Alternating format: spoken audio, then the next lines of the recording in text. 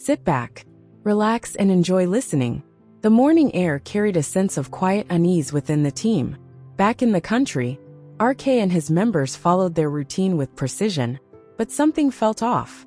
The usual camaraderie was subdued, their focus often darting toward RK, who, despite participating, seemed disconnected. As the noon break arrived, RK, in his calm tone, excused himself.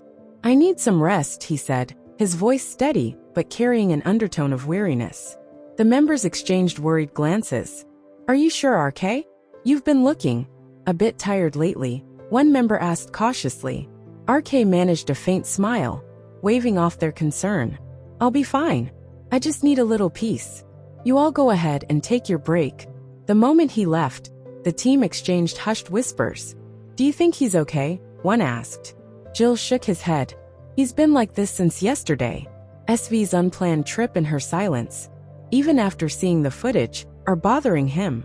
Inside his office, RK shut the door and leaned against it for a moment, sighing deeply. The exhaustion wasn't just physical, it was mental. Ever since he had learned about the footage and SV's unexpected departure, his thoughts had been spiraling. Why hadn't she taken any action? Why had she left for another country without addressing something so critical? SV, who was always sharp, ruthless, and decisive, had done the unimaginable, nothing. "Why?" he muttered under his breath, pacing the room. "What's there that's stopping her? Is she even okay? Why was SV acting so unlike herself? What is it that she's avoiding? But what and why?" These thoughts had looped in his mind since yesterday, a constant refrain that refused to let him rest. As his frustration grew, his pacing became more hurried. His mind begged for an answer, but the silence only amplified his unease. Then, as his eyes scanned the room, something caught his attention.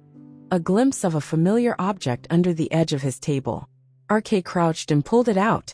It was his favorite book, the one he had started reading months ago, back before SV had entered his life, and everything had shifted. He ran his fingers over the cover, a flicker of nostalgia softening his expression. Flipping through the pages, he found the bookmark where he had stopped. For a moment, the chaos in his mind quieted. The familiar words on the page began to draw him in, grounding him in a way he hadn't felt in months. He indulged in the book, forgetting the real world around him. After some time, Jill rushed into his office, but RK's focus remained unwavering, as if he still hadn't noticed someone had entered his office. Pushing the door open just a crack, Jill peeked inside and froze before he could even speak.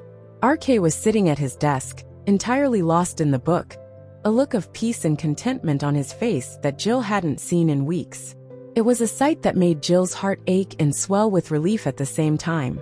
He had come to say something important, something urgent, to tell RK what was weighing on the team, but he couldn't bring himself to disrupt this rare moment of calm.